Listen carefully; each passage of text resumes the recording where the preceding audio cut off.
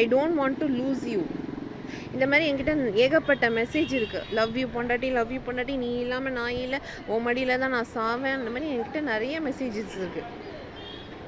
But இன்றைக்கி வந்து வெளியே வந்து ஜாய் மிரட்டி தான் இது பண்ணுறா, காசுக்காக தான் இது பண்ணுறான்றா. எனக்கு புரியல. காசுக்காக இருந்தால் இன்ஃபேக்ட் நான் வந்து அவரோட பேங்க் ஸ்டேட்மெண்ட் காமிக்க சொல்லுங்கள். எனக்காக அவர் என்ன ஸ்பெண்ட் பண்ணாருங்கிறது பேங்க் ஸ்டேட்மெண்ட் காமிக்க சொல்லுங்கள்.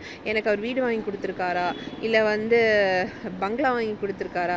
என்னோட இருந்த 2 காரையும் அவர் தான் வந்து அதை வந்து சேல் பண்ணார். சேல் பண்ணிவிட்டு BMW நான் பே பண்ணுறேன்னாரு. எனக்கு தேவையே இல்லை அது. நான் 2 நல்ல கார் வச்சுருந்தேன், அதெல்லாம் கொடுக்க வச்சு இன்றைக்கி வந்து நான் அவர் ப்ராமிஸ் பண்ணது நான் தான் கட்டுவேன் தங்கம், நான் தான் உன் புருஷன் எல்லாம் சொல்லிட்டு போனார். இன்றைக்கி வந்து நான் காசுக்காக இருக்கேங்கிற ஒரு ஸ்டேட்மெண்ட்டை விடுறாரு. காசுக்காக அவர் இப்போ வரைக்கும் எனக்கு எதுவுமே பண்ணதே கிடையாது. காசுக்காக இருந்தால் காசை வாங்கிட்டு அமைதியாக போயிடுவா. இப்படி வந்து ரோடு, தெரு, போலீஸ் ஸ்டேஷன், கோர்ட்டு வாசல்னு உட்காந்து சண்டை போட்டு, அதுவும் என்னோடய ஹெல்த் இருக்கிற சுச்சுவேஷனில் நான் வந்து ஃபைட் பண்ணணுன்னு எனக்கு ஒரு அவசியமே கிடையாது.